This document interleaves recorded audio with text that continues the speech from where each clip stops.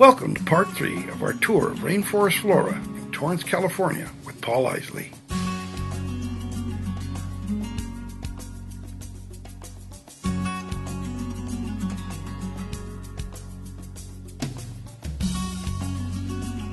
This bilbergia called Hallelujah. Look how beautiful the leaves are here. It makes a fantastic patio plant, easy to grow, multiplies quickly.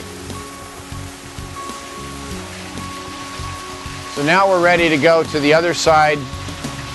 There's another beautiful double plant of Tillandsia stricta hardleaf. And you can see how in nature these plants are rather nondescript in their natural environment many times, but when they bloom, the animal pollinators, usually hummingbirds, can see them from literally hundreds of yards away.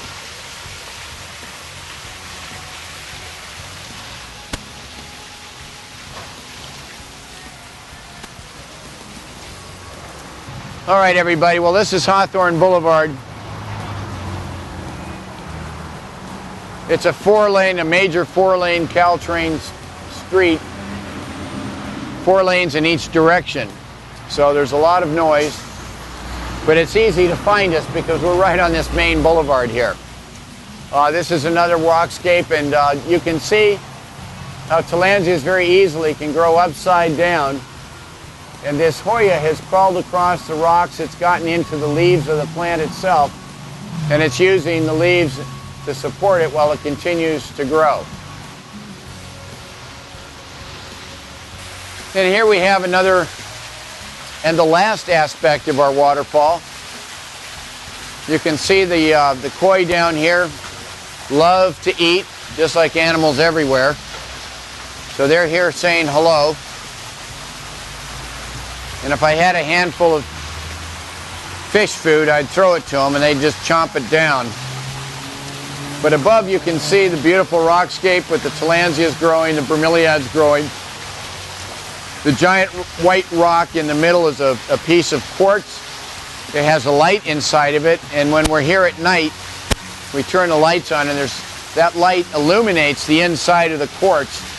And all these beautiful pastel colors show through the quartz rock. It's fabulous. And also hanging in the middle here, we have a giant clump of Tillandsia intermedia. It's the same one that we just looked at, hanging upside down on the rock with the Hoya growing through it. And as you can see, this one offsets out of the inflorescence besides offsetting at the base.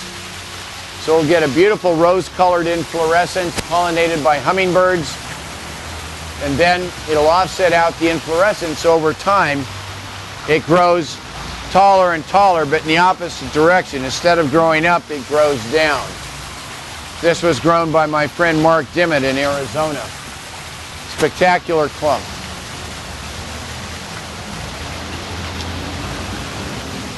And now we'll move on again.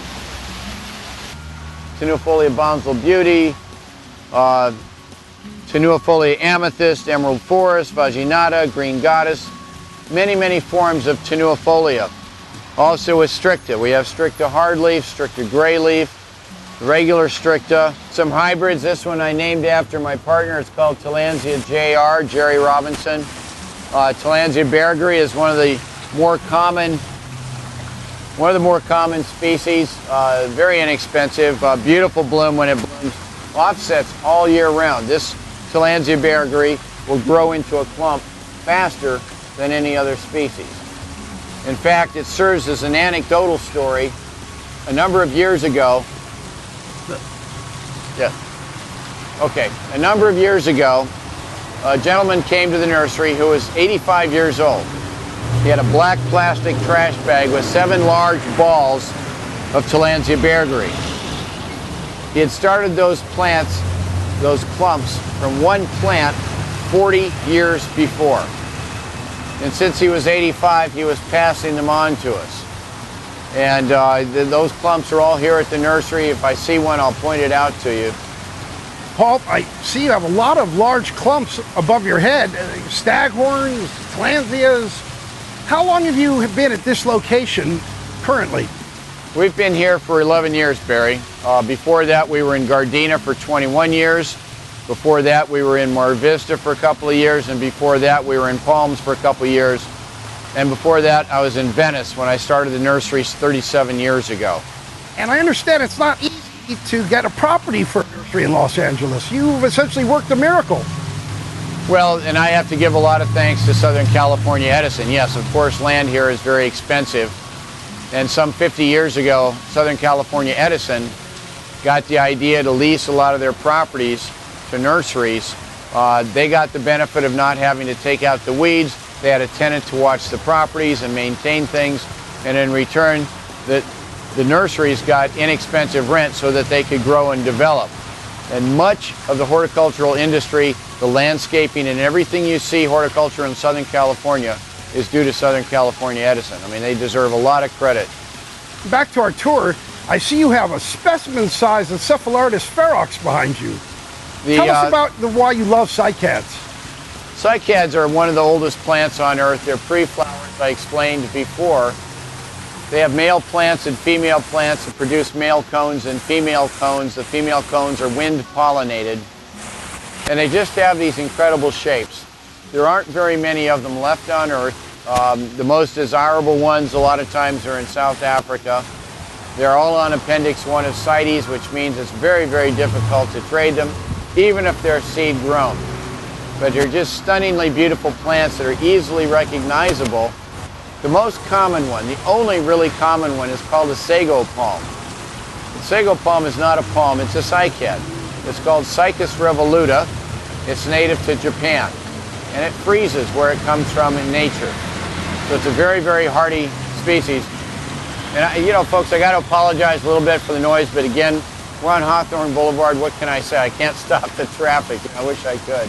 And in a minute, we'll go out front and you'll show us some of the cycads you produce for sale. Yeah, so we'll go out and look at some of the cycads, and we'll pass up this Encephalitis ferox in just a minute. And I also, on the other side, I showed you a clump of Tillandsia malamonte that I said was starting to bloom. Well, here's a clump that's in full bloom. And you can imagine this hanging in your patio or on a tree or your entryway or something like that, and the clump just gets bigger from year to year. And yes, you can separate them. You just pull them apart and you can make new ones. It's very easy to do. It's a thin growing form. The flowers, besides being beautiful, are fragrant. So this one would be pollinated by moths and butterflies. So we're getting toward the end of August, and this is the time of year when malamonte blooms, hardly stricta blooms. And that leads into another question, folks. People are always asking, when do these bloom? Obviously, the blooms are beautiful. People want to see them when they're flowering. Most of them bloom during the winter because that's when the seeds set. They come into bloom. They get pollinated by hummingbirds. The seeds set. The seed pods eventually open up. The seeds blow around, and they catch on things. And this all has to happen before the onset of the rainy season in spring. So most of them bloom then. But it isn't to say that they can't bloom all year round. And it isn't to say that some species don't have a particular blooming season. So once you have a collection of 10 to 20 Tillandsias, you're virtually guaranteed of always having something with a bloom spike on it. And I see some incredible stuff further down the way here. We're on our way to the next station, folks. Let's go. I'm assuming you got the ferox okay? Well, this is Encephalitis ferox. It's an African species and coming out with a new set of leaves. The leaves grow very quickly. They grow from start in just a couple of weeks. And when they're growing like this, they're very soft. You can handle them. When they mature, many of them have these razor-sharp spines on them. And they're real gotcha plants. I mean, if you get into one of these, they'll get you every time. This one produces a very, very large, beautiful, symmetrical, bright orange cone. And this one happens to be a female. The female tend to have round cones. The male plants with the pollen tend to have more long and cylindrical cones. And that's as far as I need to go with that.